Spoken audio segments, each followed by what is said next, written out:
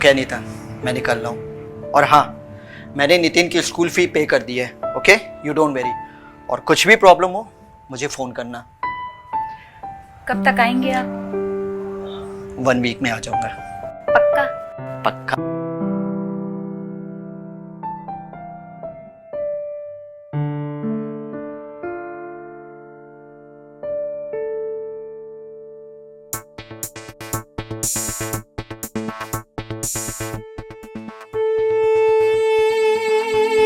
मैं अनीता मल्होत्रा, एक अमीर पति की पत्नी। हाँ, अब मेरी यही पहचान है। एक औरत के लिए शादी सिर्फ एक समझौता है जो वो अपनी लाइफ से करती है।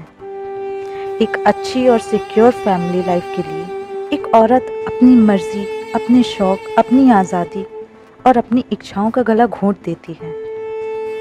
मेरे पति सिर्फ पैसों को अहमियत देते हैं और ऐसा समझते हैं कि पैसे से सबको खुश रखा जा सकता है। पर कुछ खुशियाँ ऐसी भी होती हैं जो पैसे से नहीं खरीदी जा सकती।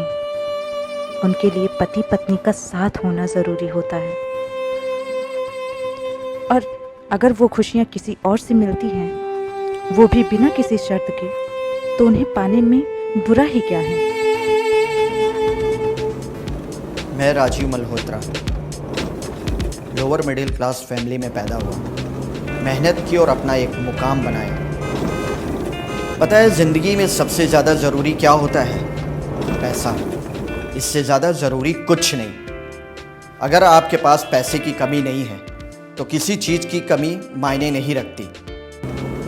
इसलिए मैंने सिर्फ और सिर्फ पैसे को अहमियत देता हूँ, सबसे ज़्यादा, अपनी फैमिली से भी ज़्यादा। मैं अपनी फैमिली से दिनों तक दूर रहता हूँ, अपने बच्चे के साथ खेल नहीं पाता, वाइफ के साथ टाइम स्पेंड नहीं कर पाता। पर ये सब मैं अपनी फैमिली के अच्छे फ्यूचर के लिए ही तो कर रहा हूँ, तो इसमें बुरा क्या है? मैं Akash Kumar, lower class family में पैदा हुआ, ढेर सारे सपने और उम्मीदों के साथ। सपने खुद के कि एक दिन मैं पढ़ लिख कर एक बड़ा आदमी बनूंगा, जिसके लिए मैं और मेरी माँ दोनों ही मेहनत करते हैं। मैं पढ़ाई में दिन रात एक करता हूँ और मेरी माँ मेरी फ़िक्र में दिन रात एक करती है। सपनों के इस मुश्किल दौड़ में एक ब्रेक चाहिए होता है, कुछ खुशनुमा पल किसी हसीन साथी के साथ। और अगर किसी गैर से भी वो हसीन साथ मिलता है तो उसके पास जाने में बुरा ही क्या है।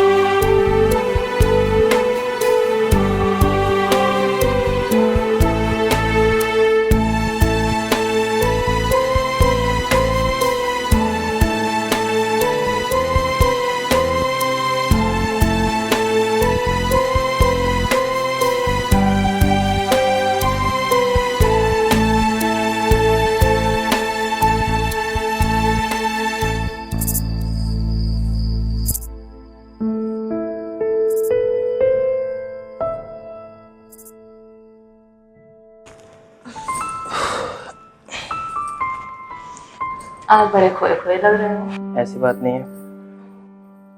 आकाश, 6 महीने से हमारा रिलेशनशिप है, इतना तो मैं तुम्हें जानती हूँ। चलो बताओ क्या बात है। अरे कुछ नहीं, बस वो 2 दिन के बाद रिजल्ट आने वाला है ना, तो उसी की थोड़ी टेंशन हो रही है, और कोई बात नहीं है। टेंशन किस बात की? एग्जाम तो अच्छा हुआ था ना? हाँ पता नहीं, पर टेंशन हो रही है। जब से तुमसे मिला हूँ पढ़ाई में मन ही नहीं लगता। So sweet. और एग्ज़ाम भी कुछ खास नहीं हुआ था। मुझे तो डर है कि कहीं मैं फेल ना हो जाऊँ। मेरी माँ मुझसे बहुत सारी उम्मीदें लगा कर बैठी है, बेचारी बहुत सारे सपने देख रखे हैं मेरे लिए। मुझे बहुत डर लग रहा है। तुम डरो मत, सब कुछ बहुत अच्छा होगा, समझे? और तुम्हारा पति राजीव भी तो आने वाला है। अरे नहीं, डोंट वरी, अभी वो नहीं आ रहा, इज इन इलाहाबाद। तुम ये सब छोड़ो ना, फिर से करें। नितिन का दरवाजा बंद है? हाँ बाबा, हमेशा की तरह बाहर से दरवाजा बंद कर सके। अभी चले?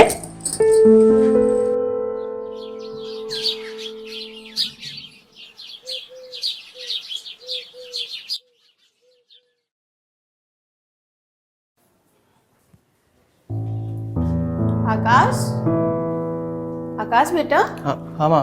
कहाँ खोया है तू? ये ले, चाय पी ले और गैस पे सब्जी चढ़ा दी, बंद कर देना।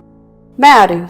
कहाँ जा रहे हो? मंदिर जा रही हूँ। आज तेरा रिजल्ट आएगा ना, उसी के लिए प्रार्थना करने जा रही हूँ। आज हम दोनों की मेहनत सफल हो जाएगी और तू पास हो जाएगा तो मुझे दुनिया की सारी खुशी मिल जाएगी।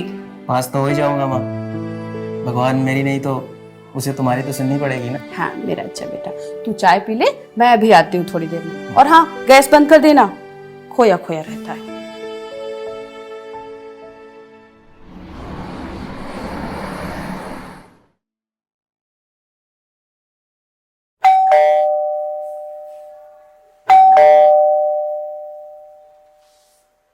अरे आ गए आप? ओ अनीता, नितिन सो गया क्या? हाँ।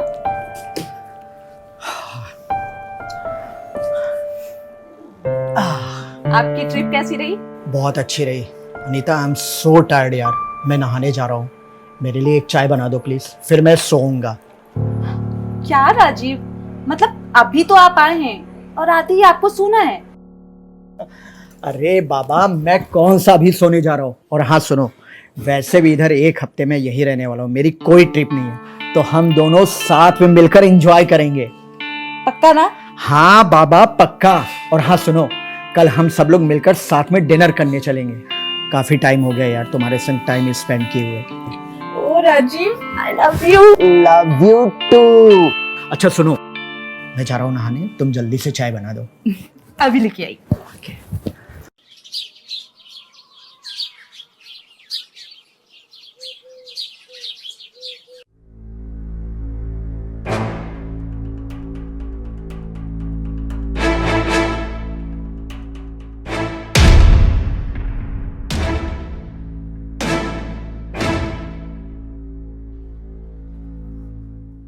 अरे अनीता यार, शाम के 7 बज चुके हैं यार, और ये क्या, अभी तक नितिन भी रेडी नहीं हुआ है। पापा, I am ready. Yeah, that's my good boy. But आपकी मम्मी कहाँ है? अभी तक तो रेडी हुई नहीं। अनीता चलो यार, देरी हो रही है। ओफो, आ गई। अब इतने टाइम के बाद पति के साथ जा रही हूँ बाहर, तो रेडी होने में टाइम लगेगा ना। अच्छा बाबा ठीक है, चलो। हेलो, हाँ विजय बोलो। व्हाट? एक काम करो, तुम संभालो वहां पे, मैं अभी निकल रहा हूं। ओके अनीता, मुझे निकलना पड़ेगा यार। पापा आप हमेशा ही ऐसे करते हैं, आपसे हम बात नहीं करेंगे। Anita I am so sorry यार, अगर मैं वहां नहीं गया तो एक बहुत बड़ी डील मेरे हाथ से निकल जाएगी, बहुत ज्यादा लॉस हो जाएगा। और आखिर मैं ये सब किसके लिए कर रहा हूँ? हाँ, तुम्हारे और नितिन के लिए ही तो मैं कर रहा हूँ। नहीं राजीव, तुम अपने लालच को फैमिली का नाम मत दो। तुमने सोचा है कि नितिन को कैसा फील होता होगा जब वो अपने दोस्तों को उनके पापा के साथ में टाइम स्पेंड करते हुए देखता होगा? और मेरा क्या? मेरे लिए तुम्हारी कोई जिम्मेदारी नहीं बनती है? अनीता प्लीज समझने की कोशिश करो यार, किस चीज की कमी है तुम लोगों को? सारे ऐशो आराम मैंने तुम लोगों को दिए हैं। कमी है राजीव, तुम्हारी कमी है।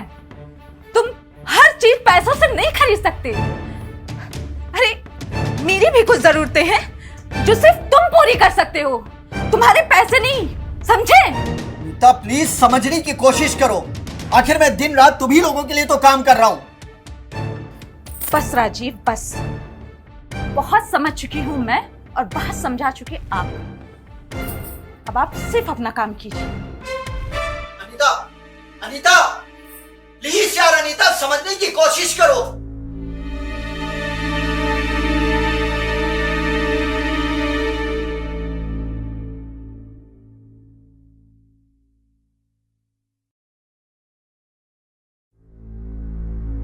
आकाश, ये ले प्रसाद। क्या हुआ? ऐसे मुंह लटका के क्यों बैठा है? रिजल्ट आया क्या? हाँ, बोल। क्या हुआ? पास हुआ या फेल? फेल हो गया तू? हाँ, ऐसे कैसे फेल हो गया?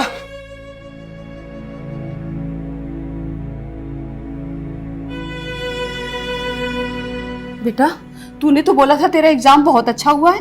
हाँ, रात रात भर जाकर पढ़ाई की थी तूने, और तू बोल रहा है फेल हो गया।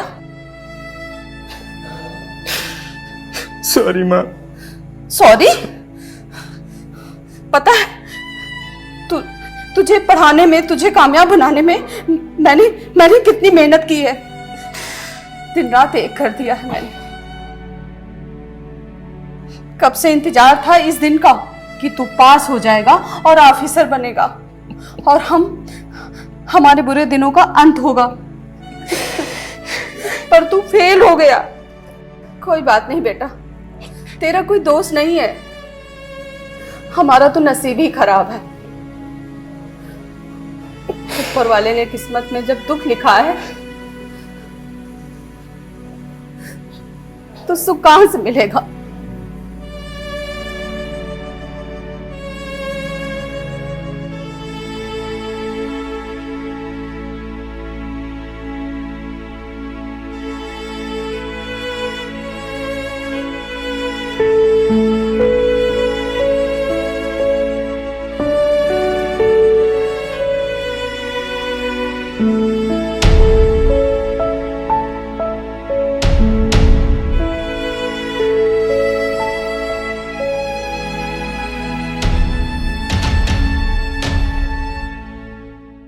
एक बार फिर अनीता अपने जीवन में खुद को हताश और तन्हा महसूस करने लगी थी।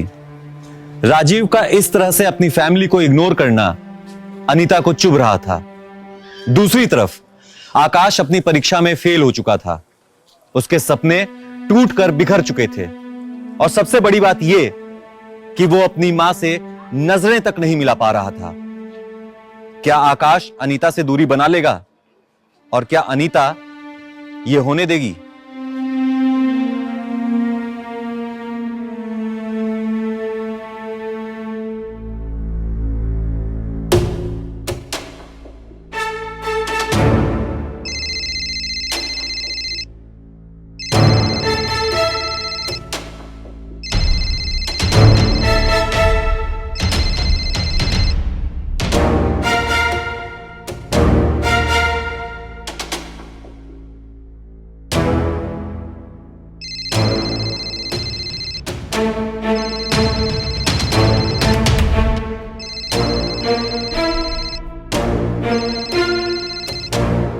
आकाश, फोन क्यों नहीं उठा रहे थे?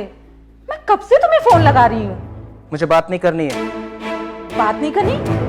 ऐसे कैसे बात नहीं करनी? मैंने बोला ना मुझे बात नहीं करनी है। एक बार में समझ में नहीं आता क्या तुम्हें? सॉरी आकाश, वो मैं थोड़ा टेंशन में थी इसलिए आई एम सॉरी। तुम कुछ डिस्टर्ब लग रहे हो। आकाश, तुम ना एक काम करो, तुम ना अभी मेरे पास आ जाओ, मैं सब ठीक कर दूंगी। क्या ठीक कर दोगी तुम? क्या आता है तुम्हें, बताओ, सिवाय अपने हवस मिटाने के? आकाश, तुम्हें पता भी है तुम क्या बोल रहे हो? हाँ, मुझे सब पता है मैं क्या बोल रहा हूँ। तो तुम अगर नहीं आओगे ना तो मैं तुम्हारे घर आ जाऊंगी, वो भी चोरी चुपके नहीं, दरवाजे से। मुझे अब कोई फर्क नहीं पड़ता है, तो तुम समझाते रहना अपनी मम्मी को। मैं आता हूँ।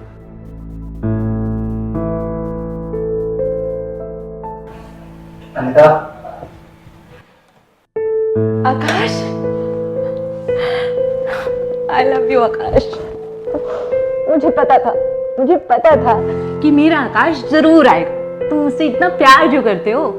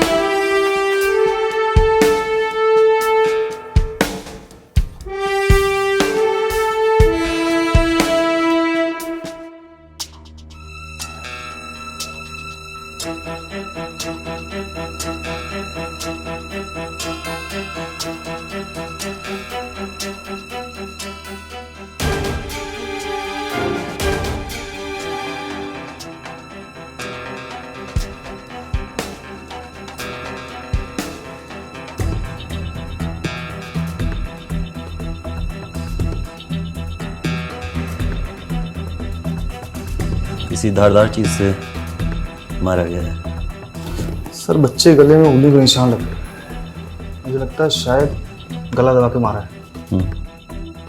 एक काम करो, जी सर। बॉडीज को पोस्टमार्टम के लिए भेज दो और पता करो फॉरेंसिक टीम कब तक आ रही है। जी।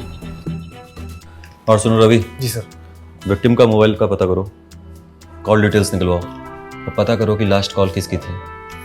Okay sir. अनीता, नितिन, एक मिनट। सर मैं राजू बोल रहा हूँ, ये मेरी पत्नी और बच्चा है सर। सर विक्टिम पास इधर दूर बैठो, टच नहीं कर सुनो सकते।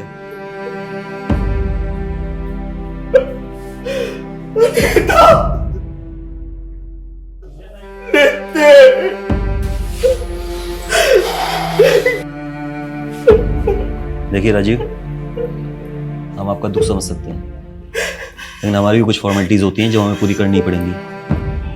कुछ पूछताछ करनी थी आपसे, अगर आप कहें तो हम बाद में आ जाएं। पूछिए, पूछ सकते हैं आप।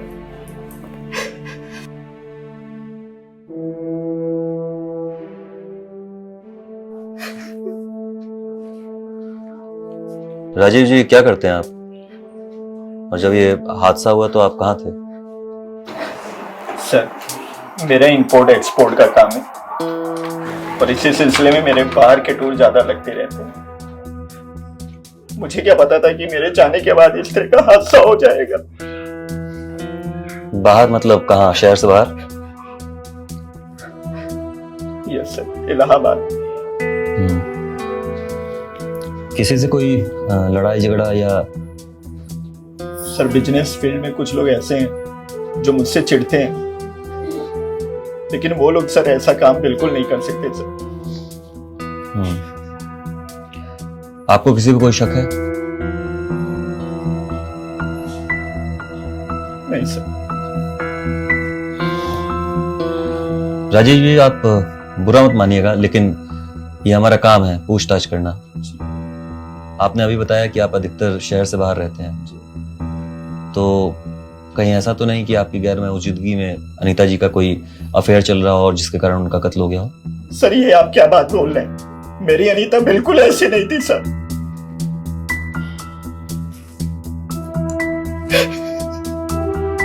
ठीक है, इस केस के संबंध में अगर कोई पूछताछ करनी पड़ी तो हम वापस आपको याद करेंगे। ठीक है सर।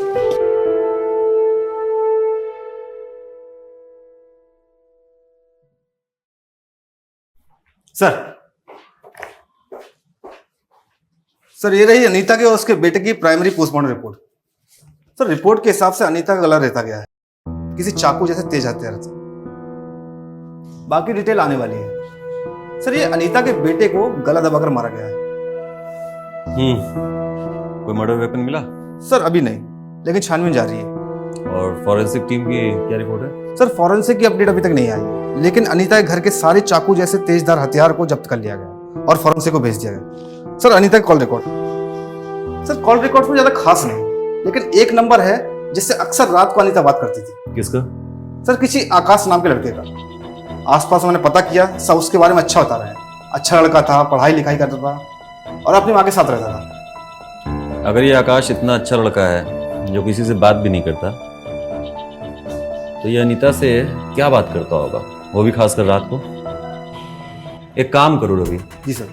इस आकाश को उठाओ और ध्यान में रखना, हो सकता है कि मर्डर वेपन इसी के पास से मिले। Okay sir.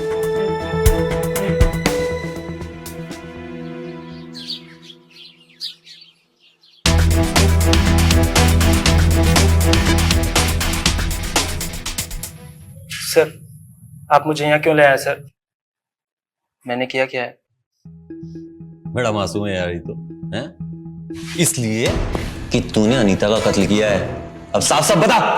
सर, मैंने अनीता का कत्ल नहीं किया सर। अच्छा, तूने नहीं किया? नहीं सर। तो उसने मरने वाली रात तुझे लास्ट कॉल क्यों की थी? तुम लोग रात भर घंटों बात करते थे, क्यों? बताओ ना, मारूंगा अभी। नहीं सर, मत मारिए सर। मैं सब कुछ बताता हूँ। बता, जल्दी बता। एक्चुअली सर, मेरा और अनीता का सर अफेयर था सर, पिछले 6 महीनों से। सर, मैं ज्यादातर पढ़ाई में रहता था अपना। अनीता सिर्फ छत पर आती थी, मैं उसको देखता था कभी कभी सर। वो भी बिल्कुल अकेली पड़ गई थी सर। राजीव अपने काम की वजह से हमेशा बाहर रहता था सर। मैं भी पढ़ पढ़ के थक गया था सर। मुझे भी थोड़ा ब्रेक चाहिए था।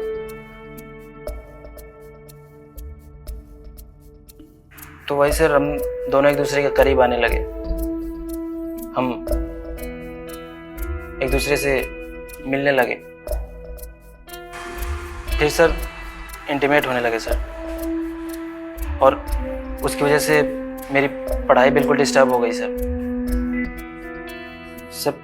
मैं हमेशा अनीता के बारे में ही सोचता रहता था, उसी के ख्यालों में खोया रहता था सर। मेरी माँ को मुझसे बहुत उम्मीद थी सर। मैं पढ़ लिख कर ऑफिसर बनूंगा, यूपीएससी एग्ज़ाम क्वालिफाई करूंगा सर। लेकिन सर, मेरा यूपीएससी का एग्ज़ाम बिल्कुल ख़राब गया सर, और मुझे डर था कि मैं फेल हो जाऊंगा। जो डर था सर, वही हुआ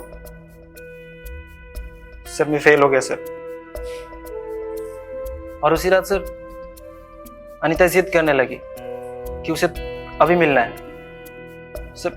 मैंने गुस्से में उसको मना किया, लेकिन वो मुझे धमकी देने लगी सर कि अगर मैं उससे मिलने नहीं आया तो वो मेरे घर आ जाएगी, और बोल रही थी कि तुम अपनी माँ को संभाल लेना।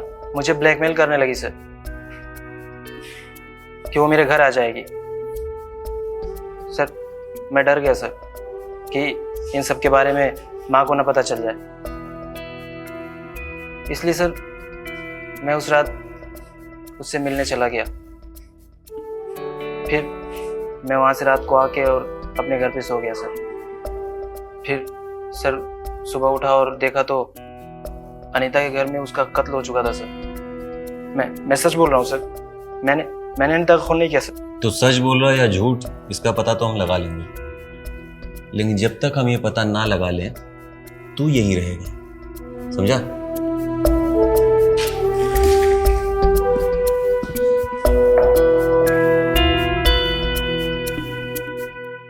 सर, अगर आकाश सच बोल रहा है तो अनीता को किसने मारा होगा? मतलब इतना क्लोज कोई था भी नहीं।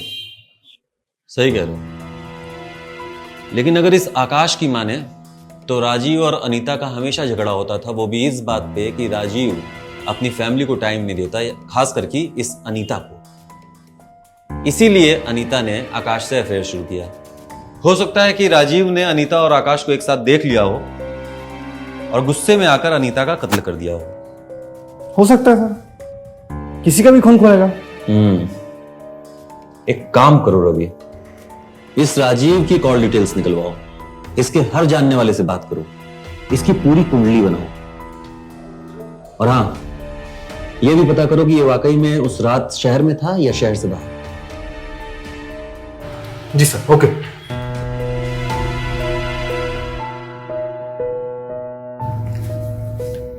जैन सर, जय सर वो आकाश की माँ आई हुई है सर। भेजो। जी सर।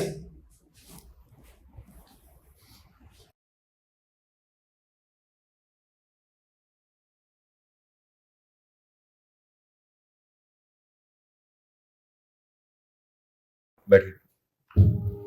सर, आप आकाश को क्यों लाए हो? उसने क्या किया है? वो तो बहुत सीधा बच्चा है, वो कुछ गलत नहीं कर सकता। देखिए, पहले आप शांत हो जाइए।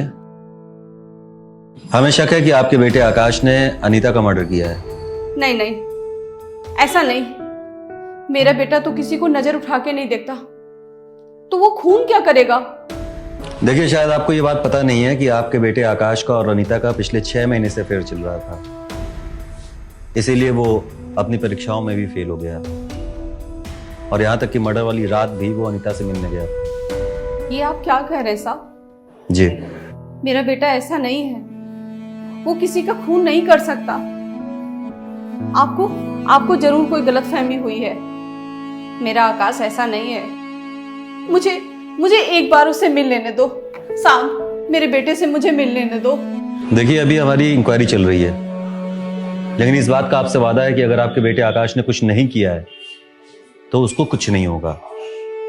लेकिन अभी हमारी पूछताछ चल रही है, तो इस बीच कोई भी उससे मिल नहीं सकता। तो अभी आप प्लीज घर जाइए।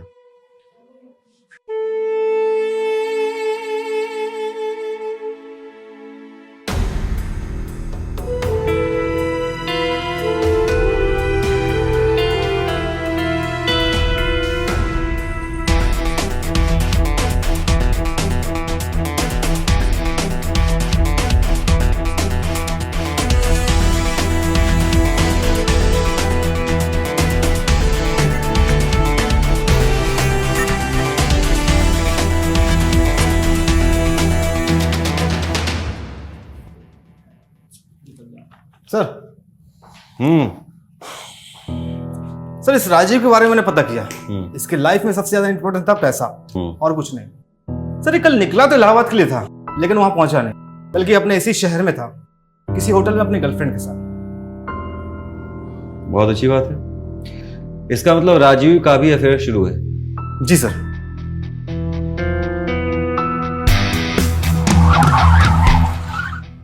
सर मुझे अभी भी समझ में नहीं आ रहा है कि मुझे यहाँ पे क्यों लाया गया है।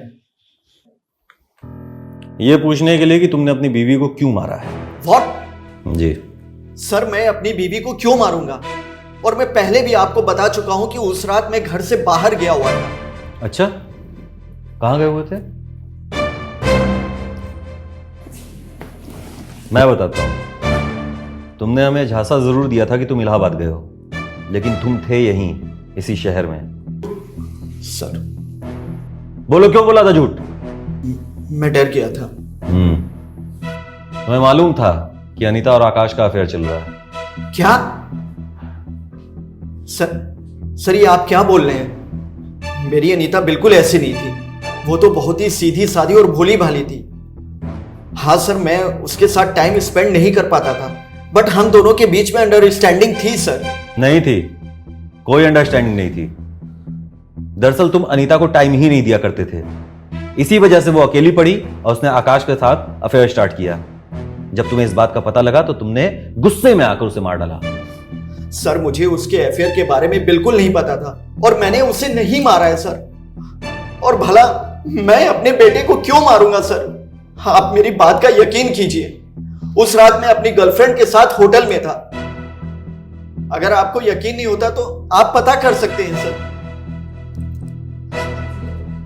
सर मैंने किसी का खून नहीं किया है सर।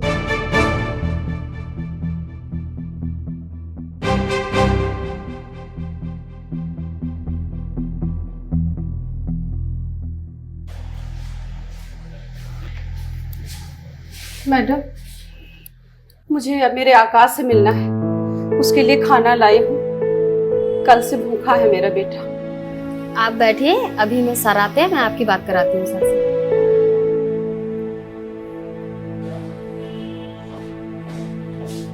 सर मुझे नहीं लगता इस राजीव ने खून किया होगा। वो तो कुछ भी बोलेगा। ये कंफर्म तो तभी होगा जब फॉरेंसिक रिपोर्ट आएगी। वैसे भी सुबह तक रिपोर्ट आ ही जाएगी। गुड। मुझे समझ नहीं आ रहा था कि आखिरकार अनीता का कत्ल किसने किया है। मोटिव राजीव और आकाश दोनों के पास थे, लेकिन इन दोनों में से किसी के खिलाफ मेरे पास कोई पुख्ता सबूत नहीं था। अब मुझे इंतजार था तो फॉरेंसिक रिपोर्ट का। ये देखता हूं क्या कर सकता हूं उसके लिए। हाँ, मैं कॉल करता हूं आपको। Sir forensic report. Sir report के हिसाब से खून लोहे के चाकू से हुआ है। इसके हिसाब से तो 90% चांसेस हैं कि उसी चाकू से कत्ल हुए हैं जो हमें आकाश के घर से मिला है। इसका मतलब खून आकाश ने किया है। चलो।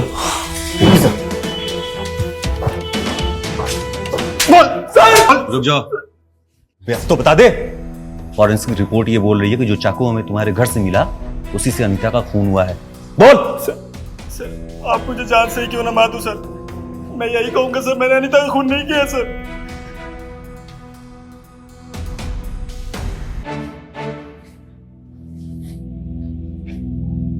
और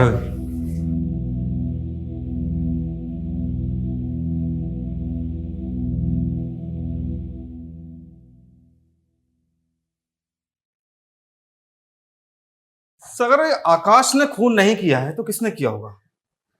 मुझे तो लगता है ये आकाश झूठ बोल रहा है। मैडम, कब से बैठी हूं मैं, आखिर क्यों नहीं मिलने दिया जा रहा है मेरे बेटे से? कल से भूखा है वो, खाना लाए उसके लिए। ये कौन चीख रहा है? सर वो आकाश की माँ आई है, खाना लेके मिलने के लिए बोल रही है। शांत करो। एक बात बताओ, आकाश की फैमिली में आकाश और आकाश की माँ ही है ना बस? हाँ सर। अंदर लेके आओ। जी सर। साहब, मुझे मेरे बेटे से मिलना है, ये लोग मिलने नहीं दे रहे मेरे बेटे से। देखिए ममता जी, अब मुझे तो ऐसा लगता है कि आप अपने बेटे से कभी नहीं मिल पाएंगी। ऐसे कैसे नहीं मिल पाऊंगी साहब? क्योंकि आपके बेटे ने कत्ल किया है अनीता और उसके बच्चे दोनों का।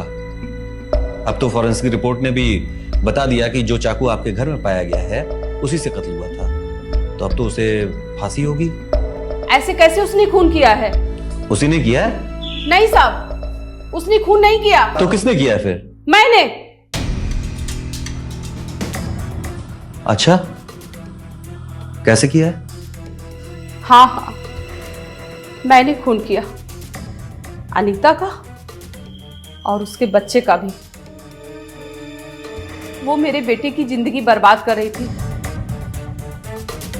आकाश जब फेल हो गया था तब मुझे बहुत गुस्सा आया। मैंने ये सोच लिया कि शायद ये मेरी बदकिस्मती है जो आकाश फेल हो गया। पर उस रात आकाश को मैंने अनीता से बात करते हुए सुना तो मुझे बहुत गुस्सा आया। मैंने बोला ना मुझे बात नहीं करनी है। एक बार में समझ में नहीं आता क्या तुम्हें? क्या ठीक कर दोगी तुम? क्या आता है तुम्हें बताओ, सिवाय अपने हवस मिटाने के? हाँ, मुझे सब पता है मैं क्या बोल रहा हूं। मैं आता हूं।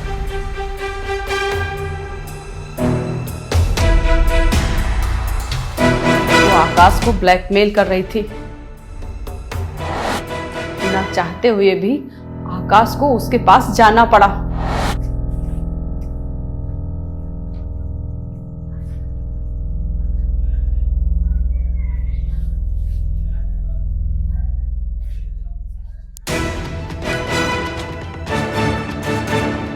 मुझे बहुत गुस्सा आया साहब। वो मेरे बेटे का करियर खराब कर रही थी और मैं अपने बेटे को बर्बाद होते नहीं देख सकती थी, इसीलिए मैंने उसे मारने का फैसला ले लिया। थोड़ी देर बाद जब आकाश वापस आया तो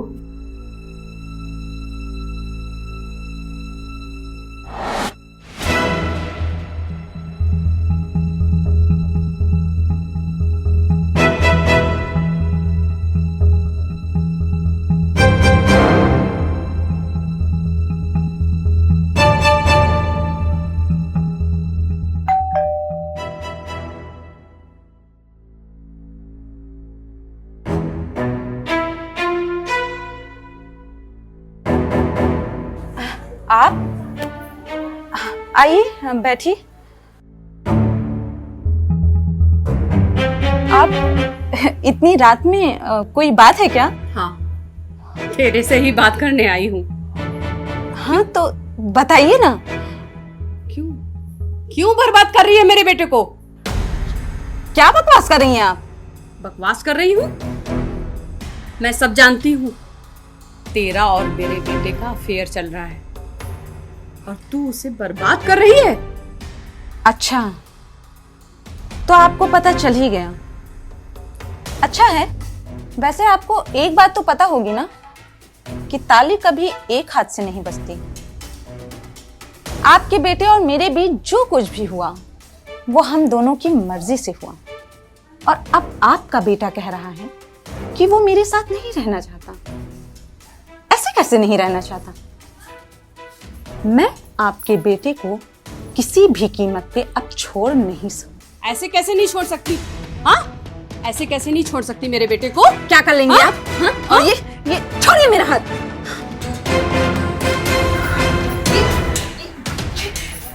ये क्या कर रही हैं आप? तुझे मार कर ही अपने बेटे से पीछा छुड़ाऊंगी। तू मेरे बेटे को बर्बाद कर रही है।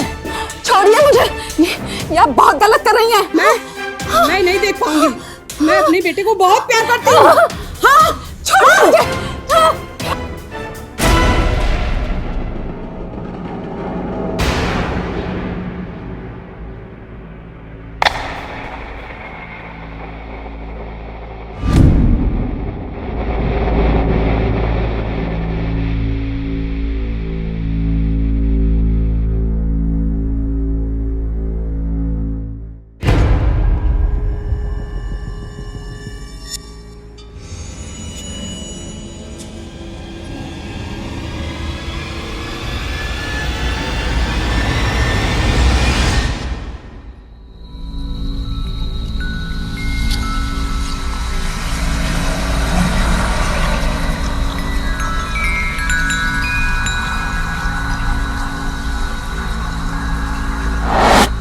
मैंने जो भी किया अपने बेटे के लिए किया।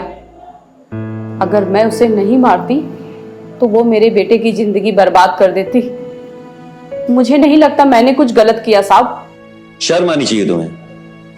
कैसी मां हो तुम, जिसने ना सिर्फ एक औरत को बल्कि एक मासूम बच्चे को भी मार डाला। अब जिंदगी भर जेल में बैठना और सोचना कि तुमने क्या गलत किया है।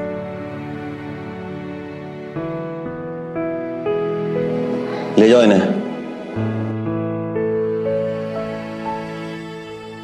चाहतें और जरूरतें हर इंसान की होती हैं, उन्हें पूरा करना भी जरूरी होता है, पर उन चाहतों और जरूरतों की कीमत भी जानना जरूरी होता है। राजीव का पैसों के पीछे भागना बिल्कुल गलत नहीं था, क्योंकि हर इंसान अपने जीवन में ज्यादा से ज्यादा पैसे कमाना चाहता है, लेकिन उसके साथ जरूरी है तो उतना ही समय परिवार को भी देना। परिवार और व्यवसाय के बीच में एक संतुलन बनाना पड़ता है। राजीव ने यह संतुलन नहीं बनाया। अनीता ने जो भी किया वो गलत था। अगर राजीव उसे समय नहीं दे पा रहा था तो अनीता को राजीव से खुलकर बातें करनी चाहिए थी। अगर खुलकर बातें होती तो शायद राजीव अनीता के मर्म को समझ पाता। आकाश ने जो किया बिल्कुल गलत किया। आकाश की मां ने उससे ढेर सारी उम्मीदें लगा रखी थी, लेकिन आकाश अपने मोटिव को छोड़कर अनीता की प्रेम कहानी में फंसता चला गया। अगर आकाश ने अपने मोटिव के ऊपर जरा भी ध्यान दिया होता तो शायद वो आज एक ऑफिसर होता। मैं इंस्पेक्टर विजय सिंह विदा लेता हूं आज के इस एपिसोड में। फिर मिलेंगे अपराध के अगले एपिसोड में किसी नई कहानी के साथ। तब तक के लिए ख्याल रखें, सुरक्षित रहें। जय हिंद, जय भारत।